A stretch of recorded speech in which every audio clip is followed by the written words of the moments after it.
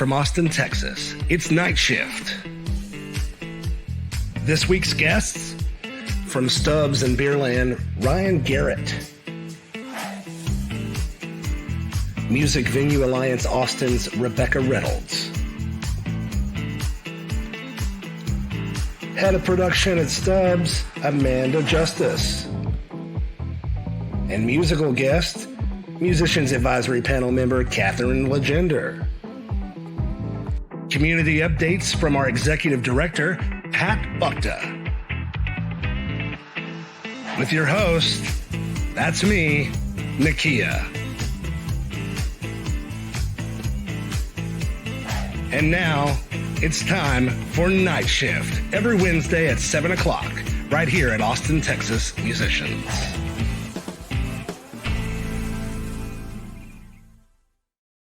Oh my God, guys. That never gets old. We're having so much fun. I'm literally making these bumpers like 10 seconds before we start every week. So welcome to Night Shift. My name is Nakia. You are watching on Austin, Texas Musicians, or at ATX Musicians, depending on where you're getting this. We're here on our Facebook page. We're also live in our Facebook group, which is Austin, Texas Musicians Community. Hi to everybody there. We do have a great show tonight. We're going to be focused mostly on venue issues and talking to folks in the venue world. Of course, we saw the news this morning. Red River Cultural District Executive Director Cody Cowan, released a policy recommendation to City Council into the world. And some pretty pointed policy recommendations around several items related directly to the folks that he represents in his district. And our first guest tonight is actually one of those folks I've been hanging out with and knowing who he is for about the past year. We've kind of known who each other were for a little bit longer than that, but we just got to know each other over the last year. He is super active in all kinds of things related to venue rights, etc. And he is a good friend to Austin, Texas Musicians, because he opened his doors to us at the beginning of the year when he reopened Beerland, and we were doing Night Shift at Beerland as a weekly physical event. And we had just started. We had just said, okay, we'll see you after the month of March, so you can have all of March to do your South by Southwest stuff, and then of course the pandemic happened. So please welcome to the show. I'm looking now and I'm saying, like, did I flip these up? But that's okay, we're gonna just go with it. Ryan Garrett from Stubbs. Let's bring you in first tonight, and then we'll get our next guest in next after that. My bad, since I've already been into this. Ryan, are you with us out there somewhere in the ether? Let's see if we can get you in here. Looks like we lost Pat somewhere along the way. Hi, Ryan, can we hear you? I'm here, man. How you doing? I'm good. It looks like our executive director, Pat, who produces the show on the other side of the town, somehow bumped himself out of the room. And so I was doing things backwards tonight. Ryan, so obviously lots of stuff happening in the news today, but this is not news to you. These are things, a lot of the issues that venues are facing, you were facing these beforehand. And a lot of the specific issues around Red River Cultural District that were in that policy recommendation today were things that we knew about, that we still need to catch up to. But I want to speak to you specifically about what you do. So with no timeline really on bars and venues reopening, how are Stubbs and Beerland handling the closure? What has the shift been in operations? And how have you been able to deal with this and this kind of harsh reality now?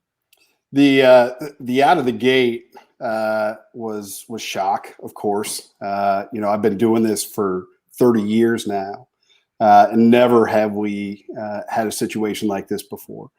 After a couple days of processing what next steps were, we decided to shutter about the same time as the rest of the venues down on Red River around March 15th. And the objective for us, and I want to be clear, the organization that we have with the Red River Cultural District, we're tremendously supportive of each other.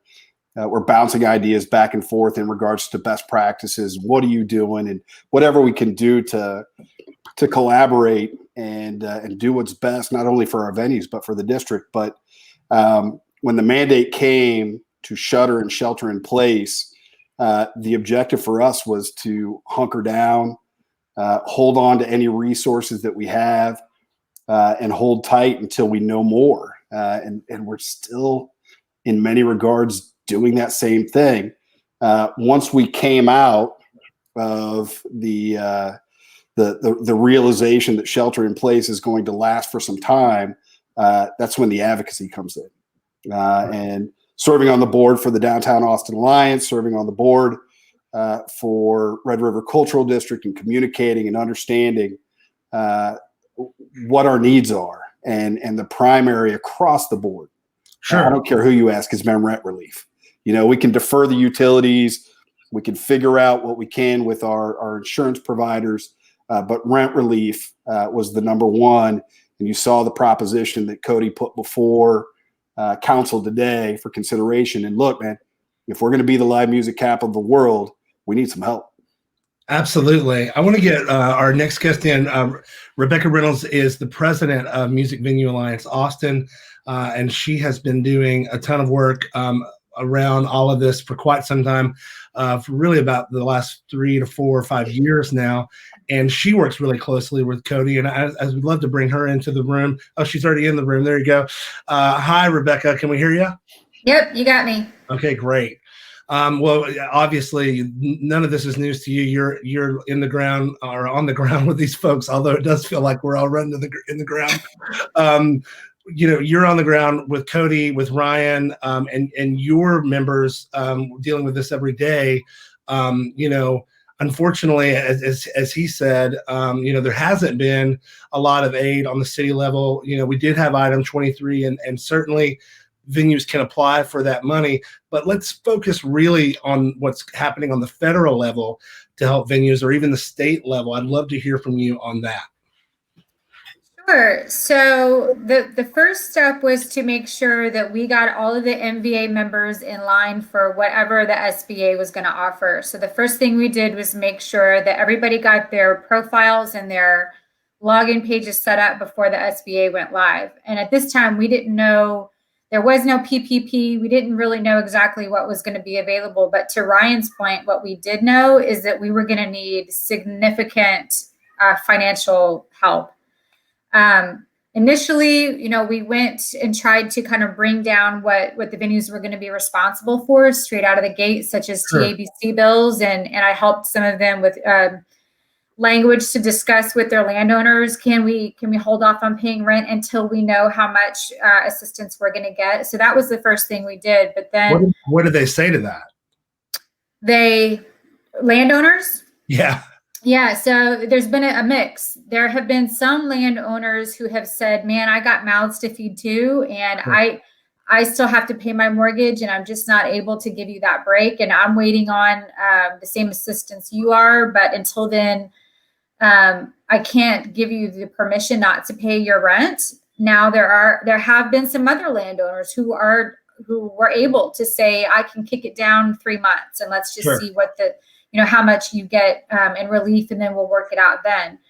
We have had some landowners who have already filed breach of contract claims against their tenants because Wow. the tenants haven't been able to pay April and now May rent. Wow. So it kind of runs the gamut. But in the very beginning, I wrote out some paragraphs and kind of coached some people on how to have that challenging conversation with their landowners. TABC wasn't much more helpful. We had a bill due for February on March 20th. And we were trying to get TABC to waive that or postpone that deadline until we knew what the SBA was going to be able to provide these small businesses. And unfortunately, TABC wasn't able to go along with that. So venues had to either risk being delinquent on that TABC bill or handing over money that they knew they were desperately going to need to pay their employees, I know was number one priority for everybody, or rent or other expenses. Sure. And as far as utilities, we've been able to get some concessions from the city of Austin. We are lucky in that our municipality owns our utility company. So they've been able to commit to not shutting off anybody's utilities. So we've been able to kind of bring down the front end costs. But then as far as getting help from the federal government, getting everybody in line, but as you know, everybody was lost in the shuffle. And a lot of the smaller businesses who didn't have teams of lawyers just got lost in the shuffle. The banks, didn't do the first come, first serve thing that they had promised to do. So a lot of the venues just got lost in the shuffle. So It was a real shit show, to be honest, right? And just terrifying. And now where we are right now, with the governor and so many other leaders around the country, kind of pushing for reopening, and Austin, doing its best to say, hey, hang on a second, we're not quite ready yet. I wanted to ask you, Ryan, is it even feasible for venues and restaurants like y'all to reopen at partial capacity? Can you explain why that doesn't make sense? Yeah. So, it's certainly case by case. There's a lot of businesses out there that a carry-out option are applicable for. Down in the Red River Cultural District, we have our restaurants, but at the same time, it's just that venue-centric district. And we took a hard look at it, and it wasn't applicable for us on May 1st when the restaurants reopened. So we continue to wait and weigh the expense of opening and what that's going to mean in regards to overhead and cost. A lot's going to come out this week. There's an announcement, to my understanding, coming from the governor's office in and around May 18th in regards to launching phase 2.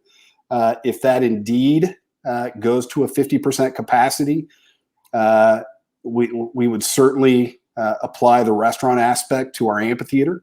Right. And look, businesses across the board, there's a pivot that's required here. We're in survival mode.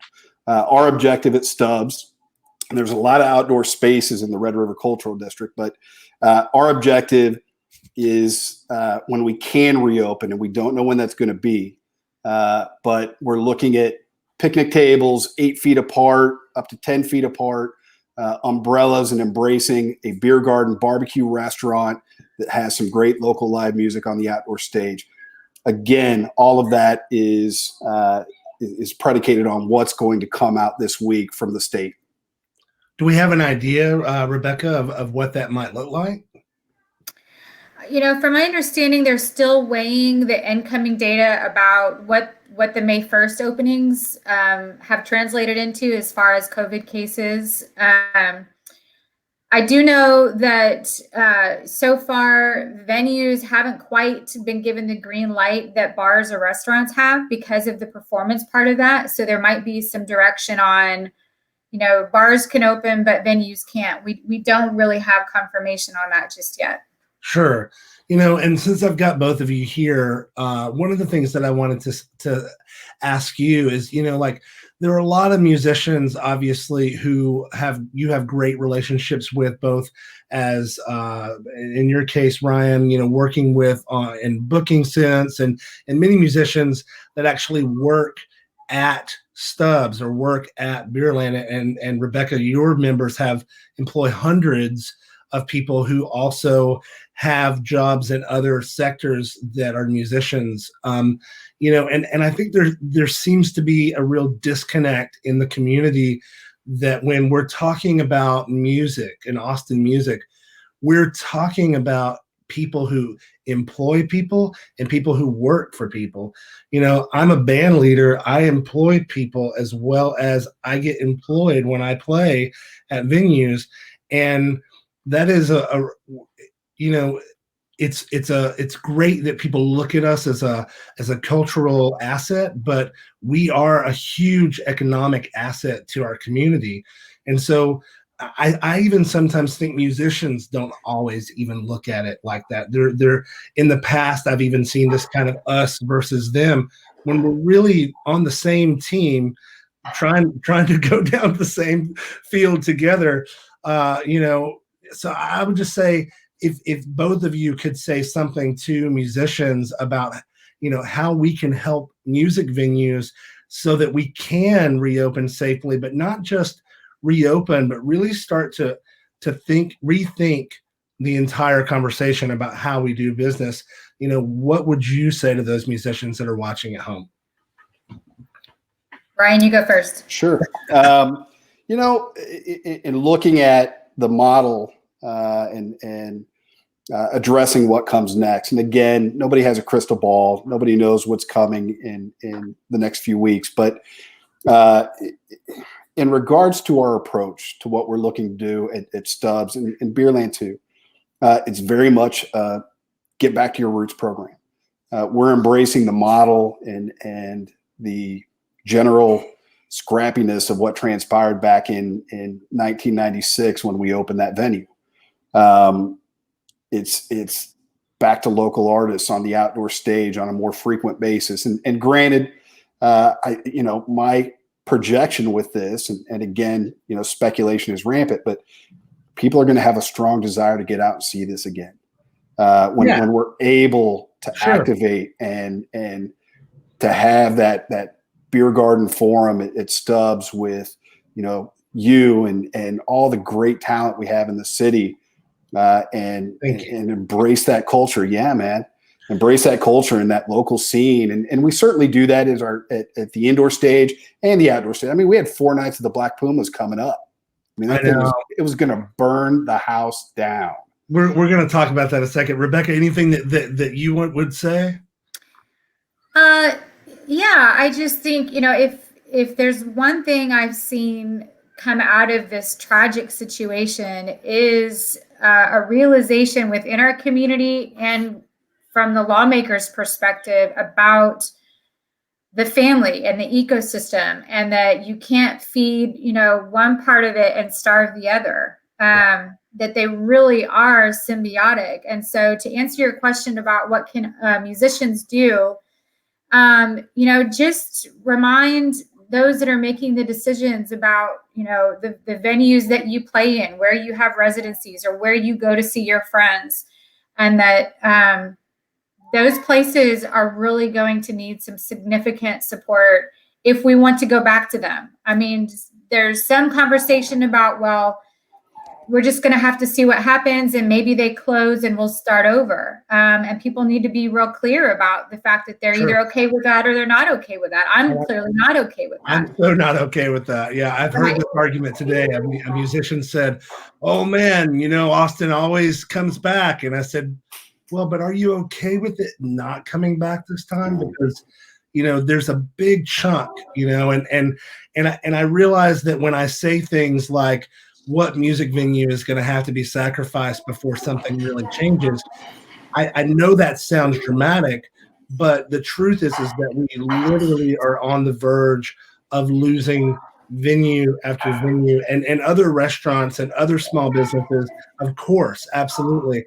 But the culture and the economic impact of almost $2 billion that music tourism brings to our economy is in the balance at this point. And, a minute ago, we were talking about how, these venues employ staff, thousands of staff across the city.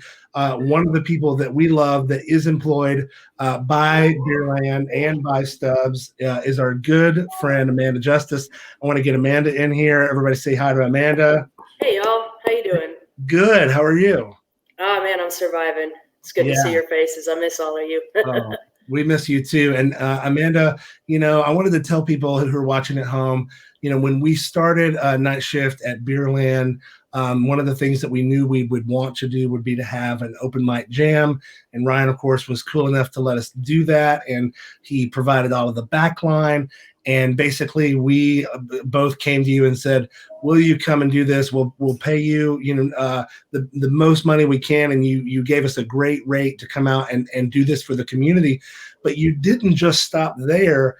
you actually put the word out to other young folks in the community who were trying to learn how to run sound and invited them to come and actually take live lessons from you each week. And I just wanted to say, number one, thank you, but I wanted to ask you, what was it about that moment where you thought, oh, this is a great way to get these folks involved? It brought me back to my earliest days as a sound engineer when I was, a philosophy student at UT and had no idea what I was doing in sound. And a couple of great people gave me great chances, and I got to sit alongside some great engineers like Dylan Goodhue and Chris Payer and watch them work and learn how to do the job. And without that kind of experience, I wouldn't be where I am. And this kind of job and the living that I've been able to make has been a dream come true. So to be in a position where I can maybe help some people who haven't had a chance to get a leg up in the industry, it seemed like a no-brainer to me. Yeah. I just pulled you out of the stream somehow. There we go. Awesome. So, Amanda, one of the things that I wanted to ask you though is, we're hearing about kind of the realities that venues are facing, but what are the realities that are, currently facing folks like you who are the industry workers? What's happening to you and what are you hearing from your counterparts in the industry? It's all over the board. I've seen a handful of good friends, one of which that worked at, the Janis Joplin venue, Threadgill. Sorry, I have no memory lately.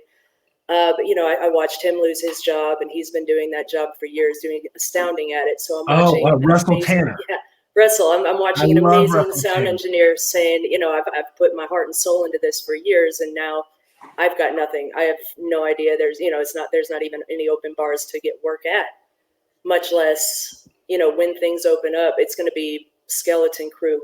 People are going to be lucky to find steady work for a long time. The other thing, since you brought that up, and we've got some venue folks here, the other conversation that I've been trying to have with musicians to really set expectations. Ryan, you're talking about having local music at Stubbs, which is great, but your ability to pay bands is going to be a lot harder than it was before, because you're going to have to be extra mindful of that, what money is going out, right? And the deals that we might have had before might start looking a lot different. And I've even said to folks, it's very likely many of the spaces that, like Threadgills, like Shady Grove and these other places, that we were able to have a place to kind of become a good band, aren't going to be able to take that risk anymore to help nurture what really created our entire scene to begin with, because it's hard enough to do it when there might be a few people out and things, and you're selling out 100% shows, in the middle of the week or the end of the week.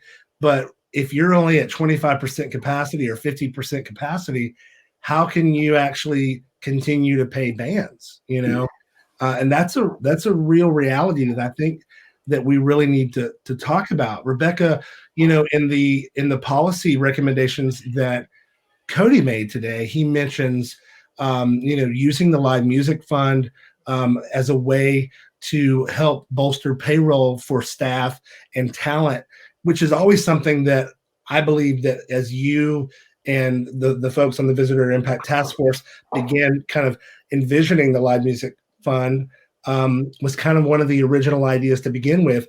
Do you still feel that way, that this is a good way to use that money? Absolutely. I mean, now more than ever. And as you opened up the show, there was already a need for using that money to help pay for talent, so that venues could then focus using their income for their contract workers and rising rents and property taxes and other things.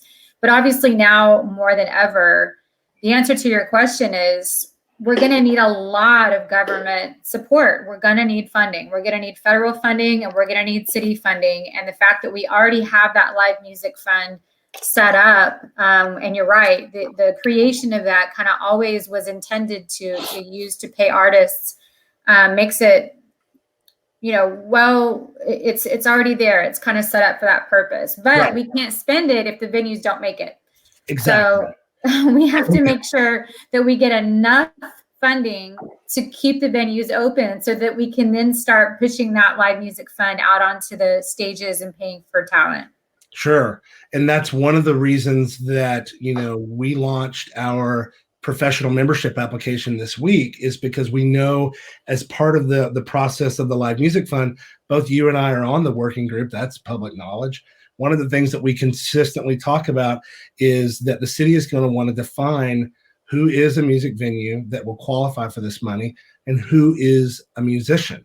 And there's been a lot of discussion around this particular issue, of course, because we have a plethora of musicians and all kinds of different venues in town.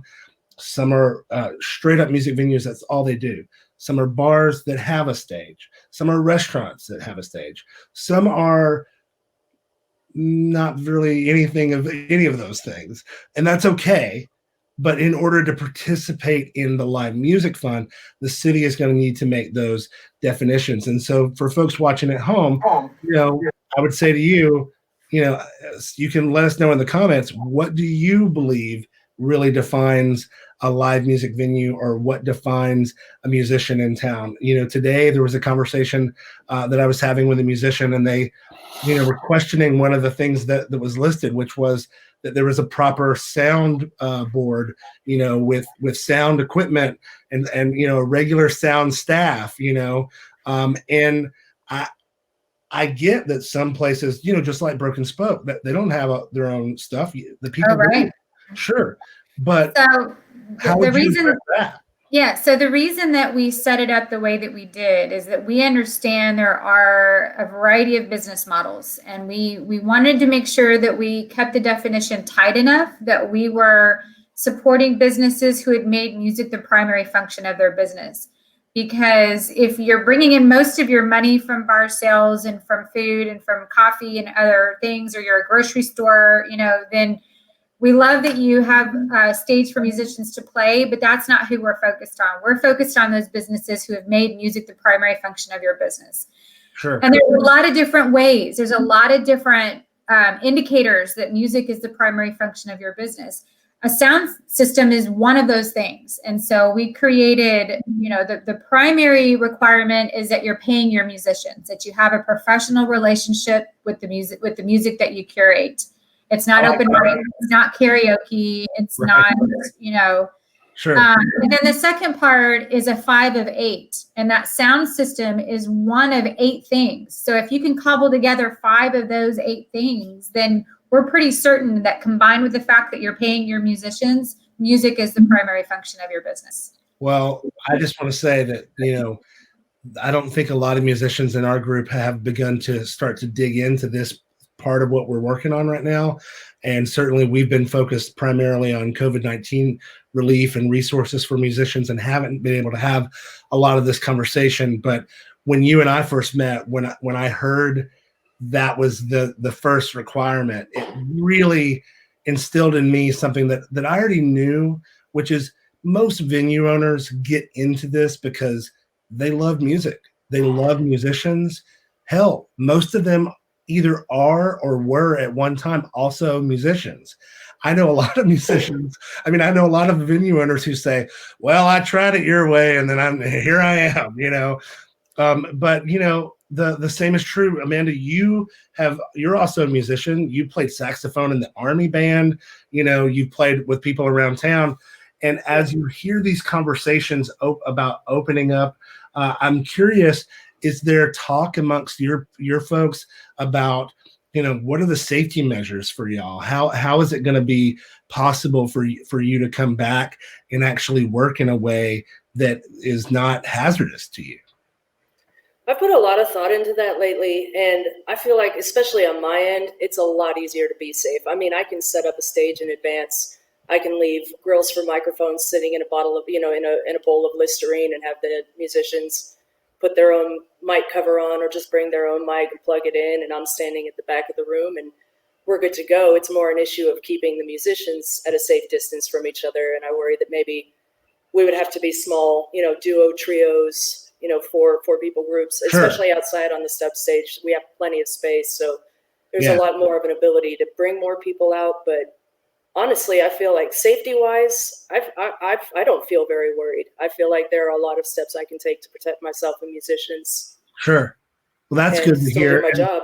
The other thing that I think is being lost in some of these conversations about music venues, reopening and getting out there and opening at 25% or 50% is there's also a brand new layer of expenses that come with keeping people safe and cleaning more than you've ever cleaned before, and I really do feel like that portion of it is so important for folks at home to realize that it's not easy for folks in these venues to just reopen, especially when we're not even sure people want to come out, to these shows. And so we're gonna talk a little bit more about this. We're gonna take a real quick break so that we can do a quick little commercial that we put together for you real quick. We'll be right back.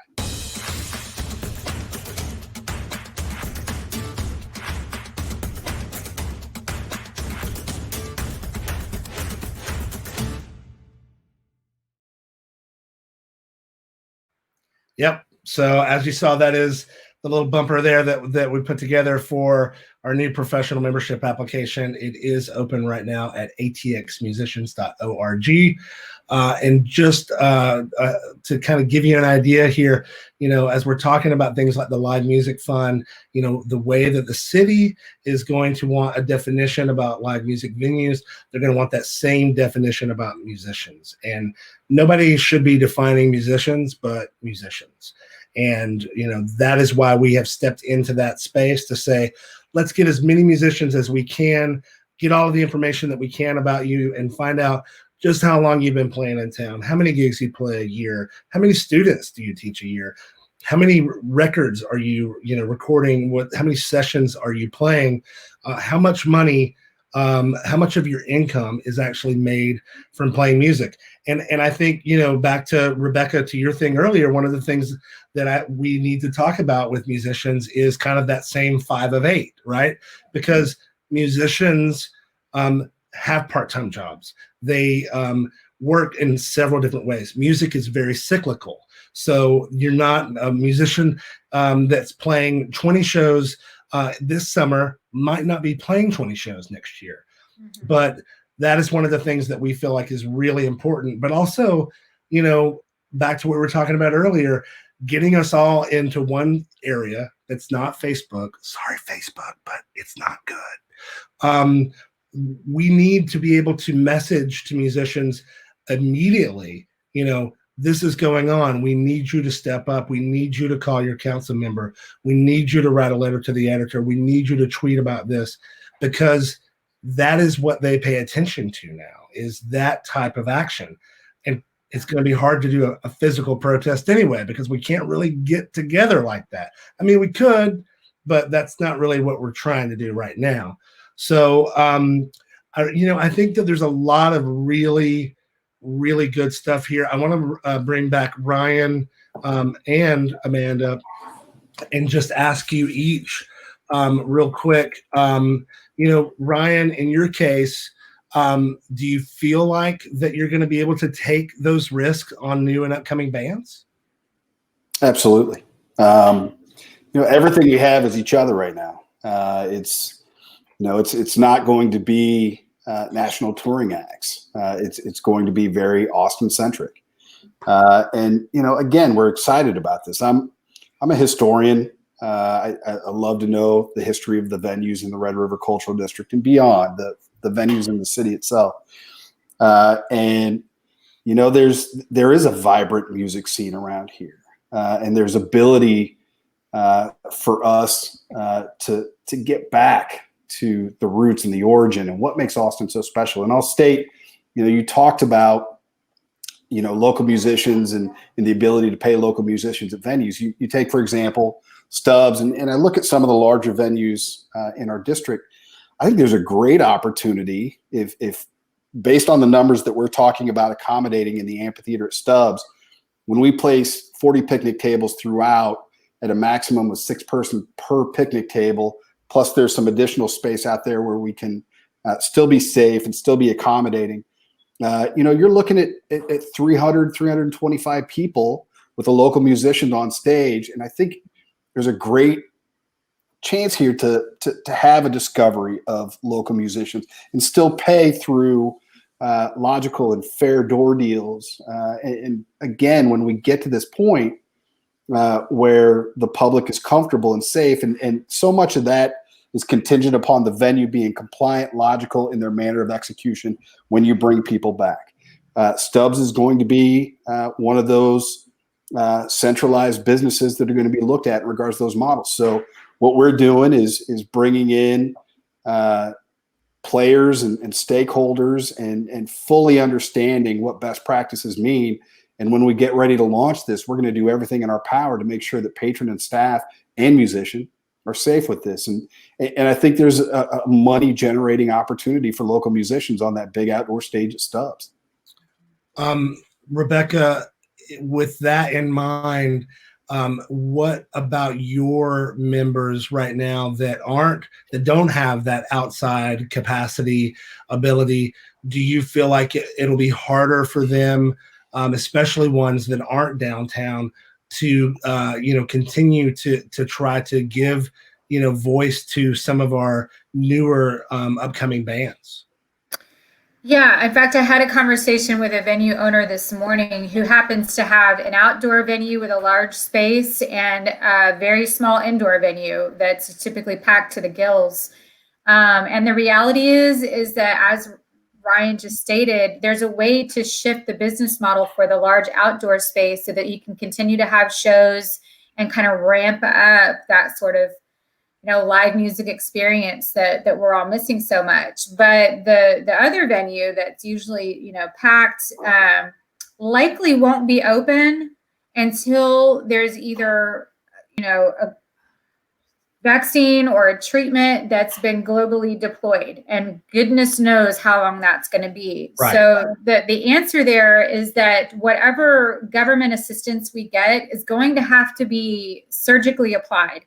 If we spread it out amongst all the venues, then some of those that aren't going to be able to be open for 18 months or 2 years just aren't going to make it. Right. So we're going to have to be very careful about where we put the funding and, helping those that can open safely do that. Sure.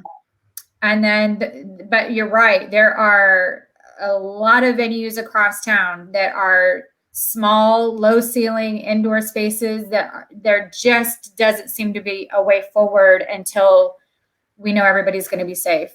And Beerland falls in that category too. Yes, so absolutely. I'm seeing a little bit of both. And again, I don't know when we're going to be allowed to open. We opened our doors 75 days before this thing hit. And when you're filing for loans and assistance, you need to show about 3 years worth of financials. And I'm like, well, right. 75 days ain't going to cut that. So, no. But we're committed and doing all we can to survive. But, again, I'm an eternal optimist. I look at some of these larger footprints. I look at the ability to pivot. I look at our ability to host shows on a local level. And when we get to that point, the community is going to need that experience. Yes. And we're going to be ready when they do. Sure. Amanda, I wanted to ask you, there's been some chatter and we've seen stories and we know, our friend Kevin Curtin is obviously involved in one of these people doing drive-in concerts. And we were talking about safety earlier. I personally am not a fan of this idea. I think it's kind of dumb myself, but I'm just curious, has anybody asked you to run sound at a drive-in concert yet? No. And I've also thought about that a lot too. Right before I left Empire, we were talking about bringing in this program where we would plug in an additional audio interface so that customers could come in and they could actually wear their own headphones and essentially get my mix, hear what I'm mixing in my headphones, which is a cool idea. That would be kind of cool to employ in cars or small little vestibules or something like that. But no, I haven't gotten any offers. Yeah. I just, I kept coming back to this idea. Well, they say that, you can't leave the car. There's no bathrooms. Oof. The idea that people are probably going to be drinking and smoking and then driving home. Yep. And just all of these things don't really add up to me. It's cute. I think it's cute. I don't think it's feasible long term. I wanted to take a quick turn right now and bring in our executive director, Pat Buckta, and let everybody talk to Pat for a second. How's it going, Pat? It's going great. It's great to see all my friends here tonight. I feel like we were just at Beerland a moment ago doing night shift in the real world, Let's go back. I know. Yes. I'm ready. I'm ready. Pat, how about a community update? Yeah, definitely, Nikia. Thank you for that. We got some exciting updates to share with you guys on a couple of fronts tonight. And the first one I want to talk about is our website over at austintexasmusicians.org. We've updated the site with a lot of cool new features, including links to these weekly educational broadcasts, just like Night Shifts. We've got resources to connect musicians with our nonprofit partners who provide services to our musicians. And one really cool new feature that you mentioned earlier, Nikia, and that is our official pro membership application to Austin, Texas musicians. In less than 48 hours now, we've had almost 200 applications. So we're really pleased to see the musicians want to join this growing community. But I think it's really important for us to pause here and talk about why we want to do this now. And just like we've heard tonight, the reality is really clear to everyone, to musicians, to venue owners, and the music industry workers are all engaged right now in the fight of our lives. Let's make no mistake about that, as we struggle to stay afloat during this pandemic, right? So as we all heard from Rebecca and Ryan and Amanda, we can't afford to wait to ask for what we need to survive this thing. So, I just want to say we've seen the political power that Austin musicians share as a whole when we work together. We saw it last year when we joined forces to vote down Prop B and secure the Live Music Fund, which is still the first ever sustainable public funding for music in Austin. Sure. We know the city's listing.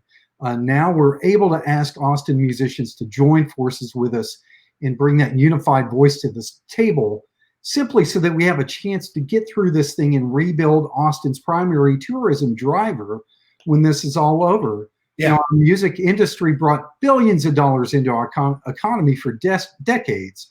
And what we're asking now is just support so that we can continue to be the live music capital of the world, right? So Sure. that will take all of us working together, all of us here tonight, all of you guys listening out there. So if you are a musician watching this show tonight, please join us at austintexasmusicians.org. And as always, holler at Nikia, holler at me. Don't holler at me. Nikia. If you have any questions at all, we're always here for you. We're here to serve. Pat. Thank you, Nikia. Appreciate it. You bet. So, I wanted to come back to, before we get on our musical guest and bring her on, I wanted to real quick. Oh, yes, Pat? Oh, did I? I'm sorry. My browser's acting weird. Just pull me. I got you out. There you go. So, one of the things I wanted to touch on that Pat just mentioned, is, the thing that's really bringing us together right now is this fight, is this unity. And, what I hope to see, I'd love to see more of, is the same camaraderie that music is having together with our arts community as well. That they have a whole lot of stuff going on in their world, and we're going to have to forge this path together. We are fortunate now that we have a separate bucket of money that's there. But the truth is, right, is that it's based on hotel occupancy, and clearly nobody's staying in hotels. And so the money that we started with last year when council unanimously approved the Live Music Fund into existence was like $3.4 million. And now, it's probably barely $1 million. So we've got to really be thinking about, we are the reason that people will come back to Austin. The musicians, the venue owners, the industry workers, the people who deliver the ice, the people who pour the drinks, the people who tune up the guitars and carry the gear in. We are the people that will bring Austin's tourism back. And we really need everybody's help in this right now. I want to thank our guests for being on tonight. We're going to keep you in the studio, but we're going to bring in our musical guest this evening, Catherine Legender, who is a musicians advisory panel member on the Austin, Texas Musicians. And there she is. Hi. Hello. Thanks for having me. Yeah, we can. You're a little bit low on the volume, so I'll see if I can bring you up on our end. Catherine, welcome to Night Shift. It's been a minute since I've seen you. How have you found yourself to be creative during the pandemic, or has it been stifled? You know, I have found a lot of ways to stay creative. I've definitely been writing songs. I wrote my first cheating song the other day. Not inspired by personal events, thank goodness. But I have still been doing a lot of marketing for my music. You know, anytime I want to do like a live stream, Sure, that definitely comes into play. I just designed a new T-shirt to sell yesterday. So is it at CatherineLegenderMusic.com? It is /tough. So Okay, gotcha. We'll get that in there. It's in my Instagram bio right now, but you know, I'm definitely not having a lack of creativity, thank goodness, because it could really go either way. But I'm thankful that I've been staying busy, staying creative. So yeah. Good. So if Dennis at the White Horse called you tomorrow and said, "Okay, I'm ready to go. See, come play," what would you say? That's so tough because every part of me wants to say yes. The save smart part of me has to just say that it's just not time yet. And for me personally, one of those reasons is because for the kind of music that I write and I play and the kind of venue that White Horse is, I mean, it so would not be the same if people weren't able to two-step. And I'm really not sure how that would work yet. Right. Yeah, that's so true. You know? And so as much as I want to say yes, I feel like it's just not time, as I've heard y'all say earlier. Well, but you know, Rebecca, isn't that and Ryan, isn't that really the situation that you're both in, really, as a venue owner and manager, Ryan, and Rebecca as somebody who represents venues? You know, you really are in this place where, you know, it's not that you don't want to reopen.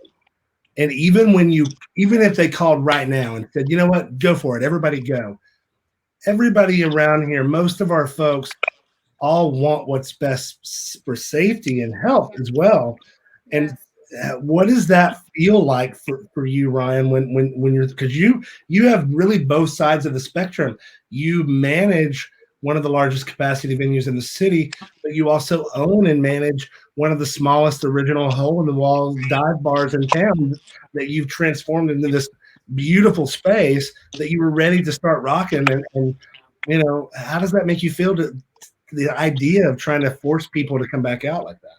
You know, information is power, and I'm taking my lead from the CDC and local health officials.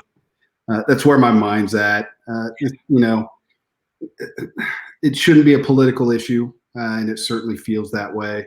Yeah. You know, we have to put the safety of our staff and patrons first. Period.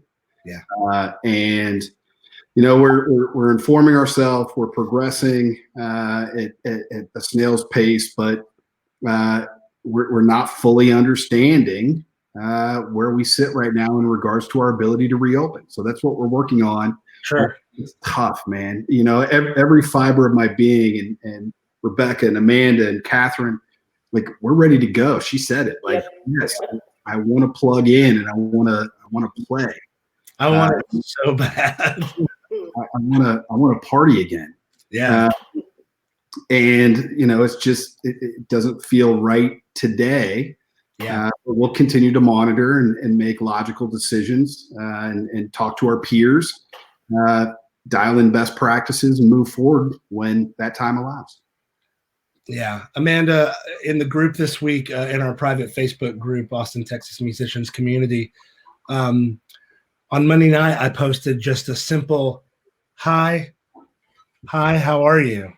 Because it's May, it's National Mental Health Month, and the folks in town who run the Hi, How Are You Foundation, they're trying to get this campaign out there that you doing that. It's a real check-in, not just like, oh, hi, I'm good, I'm okay. No, like really, how are you? And I included that I was feeling exhausted and angry, and we saw hundreds of musicians, yourself included, who, popped in and commented, who were scared, confused, angry. There was one musician in particular who mentioned, having to try to explain to his teenage daughter why that he can't let her go out when she sees other people doing it. And teenagers especially, who are so, they're in the middle of trying to really find their identity, and their friends that's how they do that. Is it do you find that there are days where it's hard for you to keep going on, Amanda? Absolutely. It's a constant emotional struggle. I cry a lot these days. It's just comes with the territory. But I'm in a weird generation where I've watched a lot of people complain about the loss of OG Austin and, the original Austin is gone. It's not what it used to be.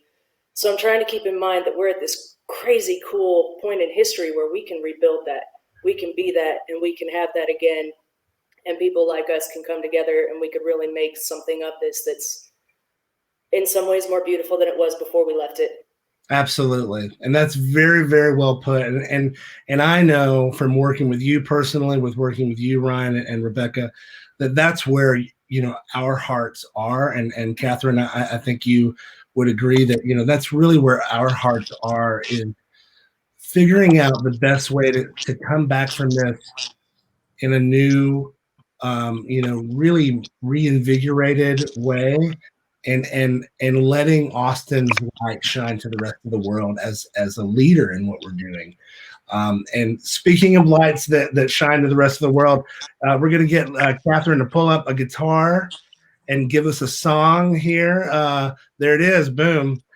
Catherine, on Saturday night, I hosted Best Seat in the House, a tribute to Willie Nelson for Visit Austin.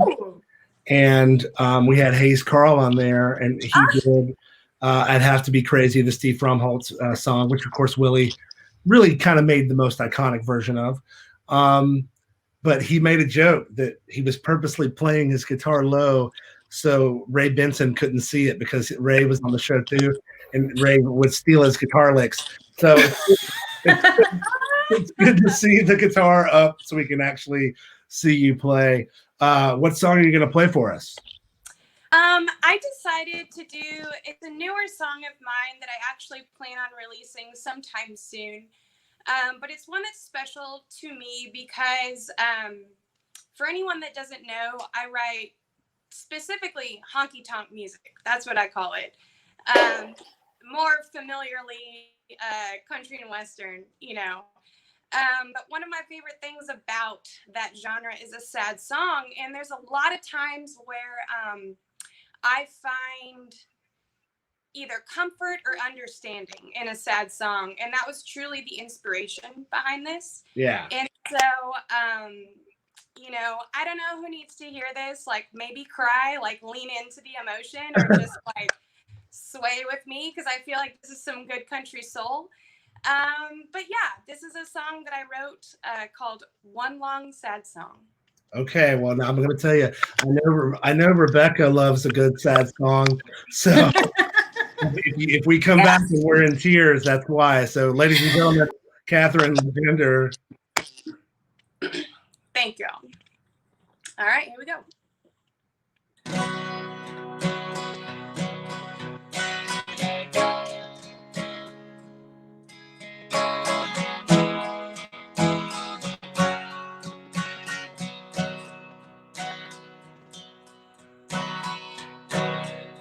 one seems to understand. Some bad you always can. Hear me out and take me as I am. These troubles may be my own, but I'll never feel alone. When I drown a mountain stereo, and I put on one long sad song, no sign of an end. This awful sounds like a mood I'm in. Every note's got me sinking low, but I'm still listening. Take it for a spin, turn me round again.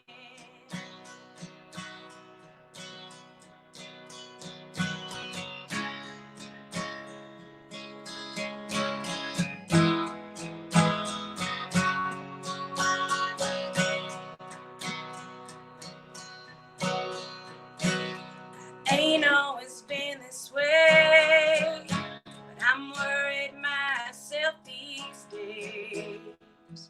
There ain't something right with my mental state. Could I have gone overboard, filled my head with all these words? 'Cause it's only getting worse. Like caught in one long sad song, no sign of an end. This awful sounds like a mood I'm in. Every note's got me sinking low, but I'm still listening. Take it for a spin, turn me round again.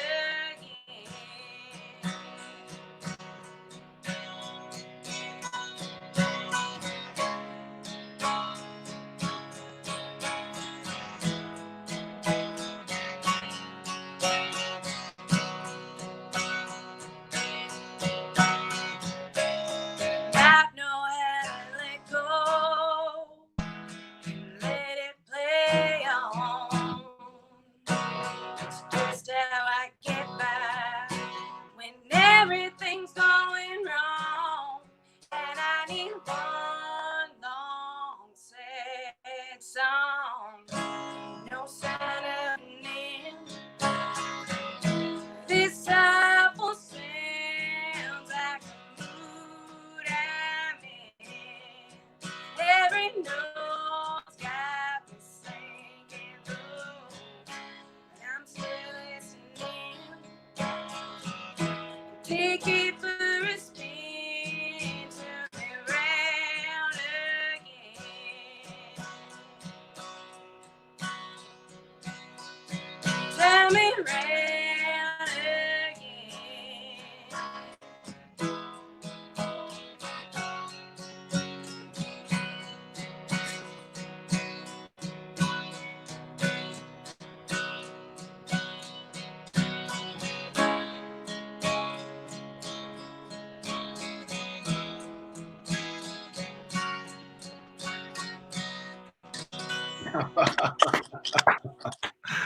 That's awesome, Catherine. I hope I didn't Wow. put too many tears in your beers. You know, it's such a beautiful song, and I was thinking as you were singing it that you're so real. Your music is so real. You know, it directly connects on a really deep level, and you know, I'm so proud to have you as a member of the Musicians Advisory Panel. You're such a great person. So thank you so Thank much for you. Oh my being gosh. here. Absolutely. I want to get our other guest back on. Rebecca, how was that? Did you love that? I loved it. Yeah. I loved it. Yeah, Thank you. I I mean, keep- it makes me miss you guys even more. It really does. Yeah, absolutely. Where's Molly? I thought I saw Molly, and then she's gone already. She came around once to hear Catherine sing, and then I called her back, and we called her a little early. I said, "Get back to Catherine's about to sing." And she heard the performance, and the second she did, she could, she read the comments of the chat. She took off running. So, Wow, that's so sweet. Catherine, I love that song so much. yeah, we had Great love version of it too. It sounded great. Every time I hear you sing that, I want to cry and drink a beer, and I don't drink beer. I mean, that's exactly why I wrote it. I'm just like, if you want to hear a really personal story, I found out that I got furloughed earlier this week, and there was just, I needed to get out some energy, and I went on a jog, and I don't know what this says about me. I hope it's not that narcissistic, but I put on that song, and it worked. It's just like, I let myself have my moment, and then I moved on. So. Good. Yeah, I will say if I need to do any kind of jogging or exercise, it's going to require a really, really intense music.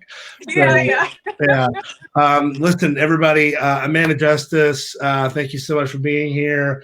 Ryan Garrett, Rebecca Reynolds, Catherine Lavender, and of course, Executive Director Pat Bukta. Tomorrow we will have verse and chorus for folks who are in the musicians group. The topics this week will definitely be our new professional membership application. It'll definitely be the Red River Cultural District policy recommendations. And I guess it's going to be these fucking these drive-in concerts. There seems to be a lot of people that want to talk about it, so fine, we can talk about it. But we've been talking every week about when is it safe to reopen? When should we start playing gigs again? What are the deals going to look like coming back? We know that we've seen this week where bands are getting to play. So we're going to talk more about that.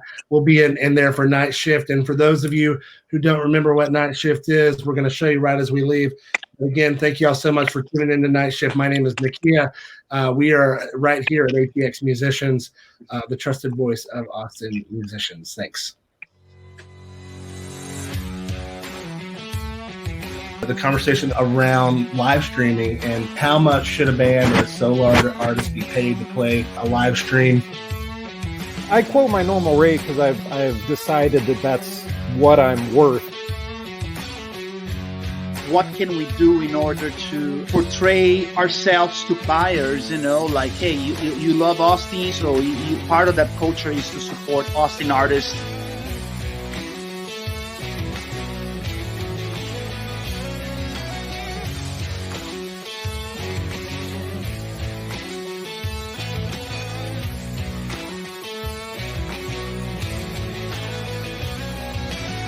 You're not wearing a wig, right? This is your actual. Well, no, I just got out of the shower, actually.